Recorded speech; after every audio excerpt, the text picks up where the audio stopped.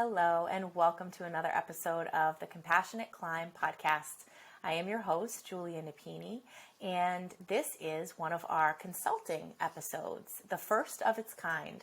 So in the future, you can expect to hear live calls with other professionals that have questions related to starting a business, the actual process of running a business, expanding their business, diversifying their business, and we will have a conversation. I will share insights from my own experience and research and the consulting that I have done with other business owners, and they will ultimately get their questions answered, but also get some real life experience shared with them on the call. But for this first consulting episode, I wanted to share a little bit more about consulting in general. What are the benefits of seeking out a consultant? Why are there consultants out there? Is it worth the investment? And what can you really expect from the process? So one of the reasons that I got into consulting myself is because through experience, I ultimately felt that I had information to share that I was confident was going to help other individuals that were in a similar situation to where I had been be more successful, get to the finish line quicker, enjoy more of the journey, avoid some of the obstacles that I had encountered, and really get focused on their mission, what was motivating them, what that end goal was, being clear on their values, and maintaining all of that throughout, even when it gets really hard, especially when it gets really hard. Because as we all know, when you face challenges, especially in business, and this has to do with your livelihood, your income, your ability to provide for yourself and your family, the stakes are very high. And we don't necessarily always make the best decisions when we're under pressure or when money is involved.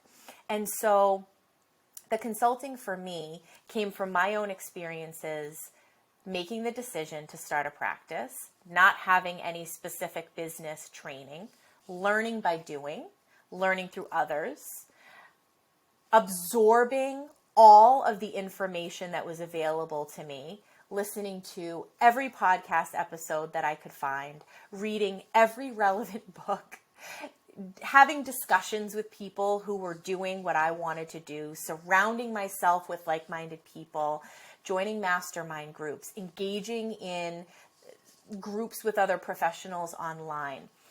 And I took all of that information and created a system for helping other practitioners do the same, be successful. Starting a business is starting a business. And as important as it is to know all of the regulations for the state that you're practicing in, especially if you're utilizing your license, that's all tremendously important. But the actual steps of forming a business plan, selecting a business entity if you choose to do so, becoming a recognized entity with the IRS, managing the business side, so your expenses and your profit and the business bank account, hiring, intakes, referrals, marketing, networking, terminating employees, creating a manual, documenting all of your processes and procedures.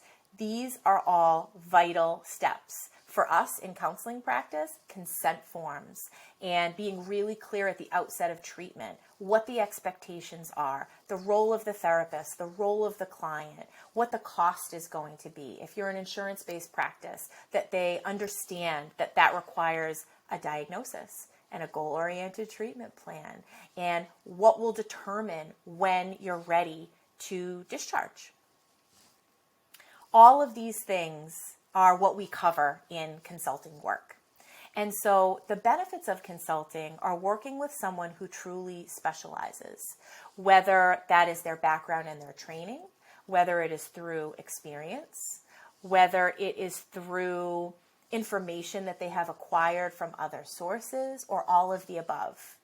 You are seeking out this area of expertise.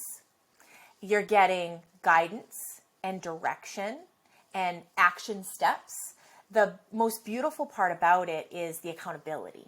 So I will meet with clients at the outset and get a really clear idea of what they're looking for.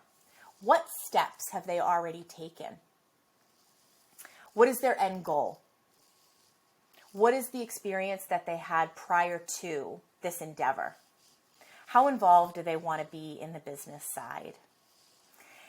And then we go through a standard list of steps for starting a business, and obviously spend more time on those areas that are important to when we've identified an issue or something that's particularly challenging for them. We can delve in a little bit deeper. And then I'm sending a summary at the end of every call. These are the things that we touched upon. These were the suggestions that were made. These are the things you've already accomplished. This is what you identified as your goal. And then I'm providing action steps. So between this meeting and our next meeting, these are the things that I am going to do. These are the things that you can do.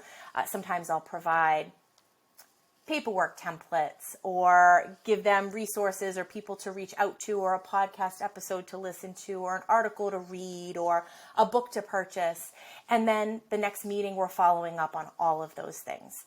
And we are continually kind of reevaluating our process and our plan. And usually each meeting will have a specific focus. So we'll figure out what that's going to look like from that first meeting. And then we take them through all of those steps, and they get an accountability partner. So there's that follow-up. They get that supporter who is cheering them on and acknowledging all of their wins and the progress that they're making. It's helping them to tackle any roadblocks that they hit.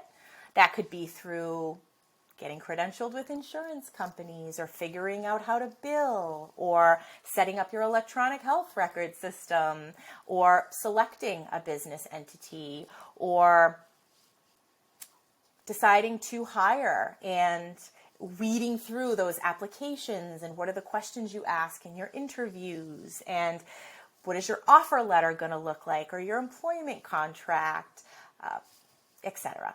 So there is so much. It is very broad, and so it is really customized. There's a general framework that we follow, but we can really adjust as we go based on the needs of the client.